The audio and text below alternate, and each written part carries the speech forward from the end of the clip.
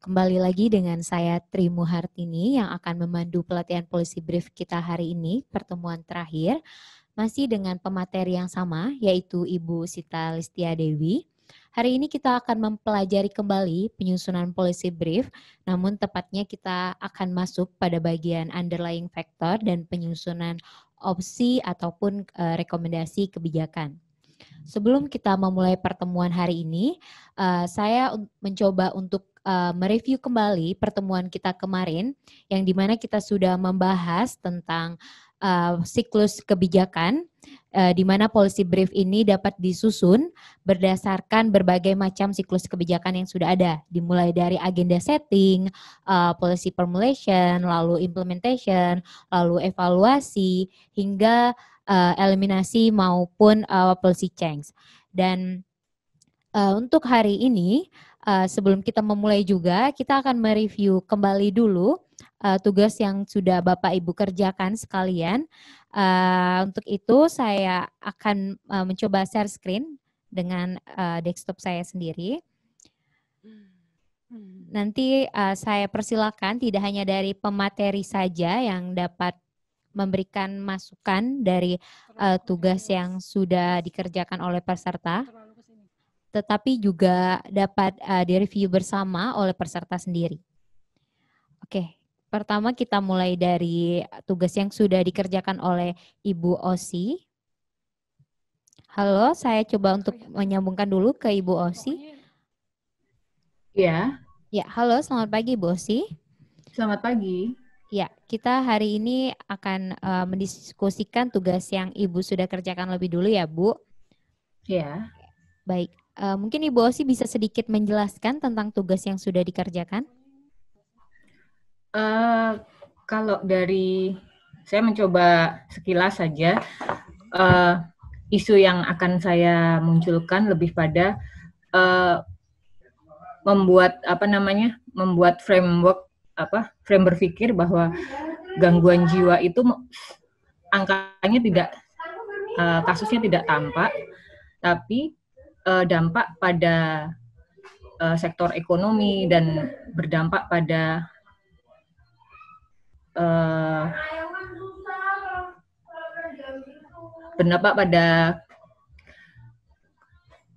berdampak lebih luas gitu. Oke, baik. Terima kasih Ibu Osi. Mungkin dari Ibu Sita sendiri atau mau langsung ke peserta memberi tanggapan? Oke, baik. Kita coba ke peserta dulu. Ini masuk pagi-pagi sudah langsung brainstorming kita.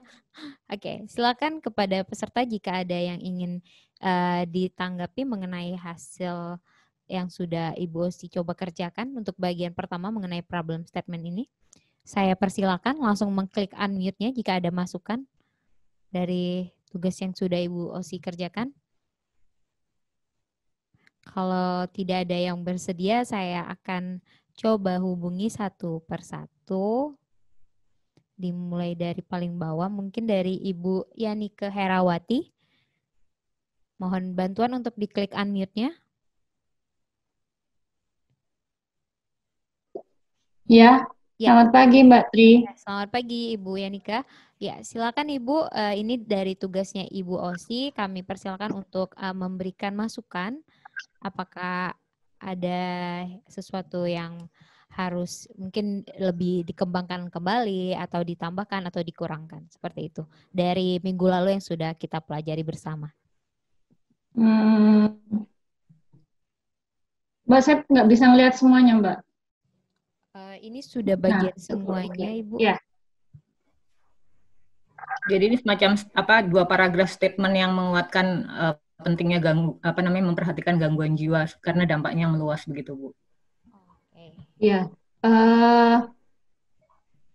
Ini dampak dari gangguan jiwa ini datanya sudah saya rasa nggak ada data yang terbaru ya Bu ya. Ini kan ada tahun 2016, 2006. Yang terbaru maksudnya mungkin 2018, 2019 kesininya 3 tahun ke belakang gitu. Dari Mungkin bisa. riset Riskesdas 2018 itu dari awal kan, kemudian kita ke belakang saya mencoba untuk memberikan gambaran lebih globalnya lagi gitu. Mm-mm. Dan kemudian prediksi kalau dari WHO kan memang prediksi dua dekade waktu dari tahun 2011 sampai 2 dekade berikutnya itu akan terjadi lonjakan angka beban ekonomi akibat gangguan jiwa. Tapi kalau di Indonesia sendiri saya memberikan gambaran dari Riskesdas itu. Karena memang luas sih. Iya. Nggak sih, saya tidak ambil satu provinsi atau satu kota begitu. Oke, berarti Iya, nasional ya, Bu? iya berarti ini ngambilnya berarti satu kota ya, Bu ya? Nasional. Nantinya. Ya, rencananya seperti itu, tapi karena belum selesai kan, belum mengerucut. Jadi ini masih kasih gambaran global. Oh, gambaran data-data urgensi kenapa memilih ini begitu ya? Betul. Iya. Iya, oke. Saya rasa cukup Mbak Tri untuk alasan. Tapi apa namanya, secara ekonomi ini yang dilihat dari dunia ya Bu ya, bukan di Indonesia ya? Oh iya Bu. Mungkin perlu nanti saya coba Iya, carikan mungkin data ada lebih data yang spesifik. lebih ke Indonesianya begitu, karena kita kan skupnya nanti di Indonesia, jadi mungkin bisa mungkin ada datanya yang tentang beban negara yang harus ditanggung akibat gangguan jiwa ini. Oh iya Bu. Mungkin itu saja sih Mbak Tri dari saya. Oke, baik. Atau gini, menambahkan apa yang sudah dilakukan oleh pemerintah terhadap para penderita gangguan jiwa ini, yang sudah dilakukan apa begitu? Oh, jadi sampai mana yang sudah dilakukan ya? Iya. Oke. Oke, baik. Menurut saya sih perlu menambahkan itu begitu. Oke, baik. Mungkin kalau dengan beberapa regulasi-regulasi yang ada gitu Bu? Iya. Kayaknya mungkin itu perlu dimasukkan. Kayaknya mungkin seperti itu ya. Pendapat saya begitu. Okay. Baik. Terima kasih Bu Yanika atas responnya. Mungkin kita langsung ke pemateri. Ibu Sita mungkin ada yang disampaikan? Ya, terima kasih Mbak Tri. Ya, terima kasih atas contoh dari problem statement yang sudah disampaikan. Isu mengenai kesehatan jiwa ini memang sebetulnya isu yang tadi seperti Ibu sebutkan belum terlalu kelihatan begitu ya, sehingga mungkin penggaris bawahan mengenai belum terlalu kelihatannya itu memang perlu ditonjolkan lagi Ibu. Tadi mungkin Ibu Yanika sudah menambahkan perlu ada data Indonesia khususnya untuk beban ekonominya misalnya ya. Kemudian bisa juga menggarisbawahi bahwa kesehatan jiwa juga termasuk ke dalam salah satu target dari Sustainable Development Goals misalnya. Iya. Saya kalau tidak salah itu goals nomor 3.4 kalau saya nggak salah ya. Jadi supaya menunjukkan urgensi kenapa isu kesehatan jiwa harus diadres begitu. Karena dia itu selain tidak terlalu kelihatan, belum menjadi prioritas begitu, padahal dia sudah ada menjadi salah satu target global yang kita juga sebagai negara juga sudah berkomitmen untuk mencapainya begitu. Jadi supaya mendorong ada rasa urgensi untuk melakukan sesuatu begitu. Oh iya, terima kasih. Mohon maaf Ibu Yanika, suaranya emang sudah suaranya pelan sekali, mohon maaf. Ya, mungkin itu yang bisa ditambahkan Ibu. Jadi tadi usulan dari Ibu Yanika sudah sangat baik, yaitu data Indonesia untuk beban ekonominya. Kemudian apa yang sudah dilakukan oleh pemerintah, ya, itu membantu membantu untuk transisi dari problem statement ini ke nanti ke hasil dan analisis dan seterusnya.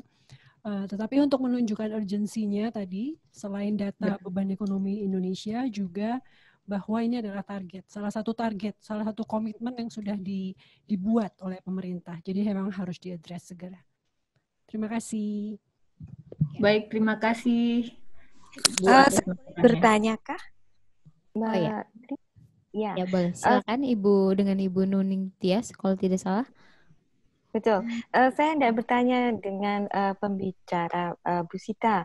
Seandainya ini kan untuk kasus gangguan jiwa, datanya itu data penelitian itu kan juga masih sangat terbatas, untuk burden ekonominya juga terbatas. Nah, dari Riskesdas juga tidak terlalu banyak informasinya, terutama tentang burden ekonomi. Nah, seandainya tidak ada data mengenai burden ekonomi, kira-kira proksinya apa ya? Bu Cita, untuk menyampaikan itu, apakah kita bisa menyampaikan satu situasi apa namanya, kan kadang-kadang kalau di mental health banyak cerita yang sifatnya kualitatif begitu ya, tidak dengan angka yang menunjukkan kehilangan apa namanya, masa produktifnya semacam itu, tapi tidak ada akumulasi dari situ. Menurut Bu Sita bagaimana? Bisa juga ditampilkan seperti itu, tetapi itu berarti pendekatannya mungkin lebih jadi kita lebih menyentuh apa namanya sisi emosional dari pembaca begitu. Kalau kita mau menampilkan apa namanya data-data yang sifatnya kualitatif begitu ya Bu ya, yang cerita yang sifatnya lebih personal begitu, bisa saja ditampilkan. Tapi itu berarti angle-nya agak berbeda sedikit gitu. Iya. Ya kalau kita mau cari ya bagaimana Ibu Nuni? Alternatifnya itu? Alternatifnya ya memang itu tadi perlu dicari proksinya, mungkin ya proksi yang bisa diperhitungkan mungkin misalnya beban ekonomi dari biaya yang dikeluarkan pemerintah untuk apa namanya merawat orang-orang dengan gangguan jiwa sampai saat ini. Di misalnya angka di Kemensos, departemen di Kemensos ya, misalnya, atau yang sudah dikeluarkan oleh, saya yakin ada laporan-laporan dari NGO atau mana yang menunjukkan data-data berapa investasi yang mereka sudah keluarkan untuk apa namanya melakukan baik outreach maupun perawatan terhadap orang-orang dengan gangguan jiwa. Itu bisa ditunjukkan, atau ya kita bisa tunjukkan juga, mungkin ini agak lebih menghitung sedikit begitu. Tapi kalau kita punya angka misalnya sebetulnya berapa produktivitas satu orang gitu yang bisa dilakukan apabila dia sehat jasmani dan rohani, kemudian kita bisa perkirakan kalau misalnya ternyata sebagian besar atau proporsi yang mengalami gangguan jiwa hingga sampai apa namanya menyebabkan kecacatan atau mengganggu kualitas hidupnya sekian persen, berarti itu pengurangannya berapa persen begitu dari yang seharusnya. Memang agak lebih sulit ya kalau agak lebih sulit kalau datanya memang tidak ada. Tapi bisa kita cari proksinya, atau tadi mengambil angle yang agak berbeda. Jadi menunjukkan sisi yang lebih emosional dari apa namanya dampak terhadap orang dengan gangguan jiwa ini. Apa implikasinya bagi keluarga, apa implikasinya bagi masyarakat, dan seterusnya. Baik, terima kasih. Terima kasih banyak Ibu Nuni. Iya, baik. Terima kasih Ibu Sita dan Ibu Nuni. Ini karena waktunya terbatas untuk mereview, namun tugas yang Bapak Ibu sudah kumpulkan tetap akan kami review sebelum pada masa seminar Fornas akan berlangsung. Jadi kami informasikan kembali bahwa pelatihan policy brief ini akan menghasilkan dokumen policy brief yang nantinya dapat kita tampilkan pada saat forum kesehatan nasional Fornas, forum kesehatan nasional JKKI. Baiklah Bapak dan Ibu, untuk mempersingkat waktu, mungkin saya akan memberikan kesempatan kepada Ibu Sita untuk menyampaikan materinya hari ini. Yang pertama akan dimulai mengenai penyusunan underlying factor, lalu kita sedikit latihan, dan selanjutnya kita akan masuk lagi ke materi untuk penyusunan opsi dan rekomendasi kebijakan.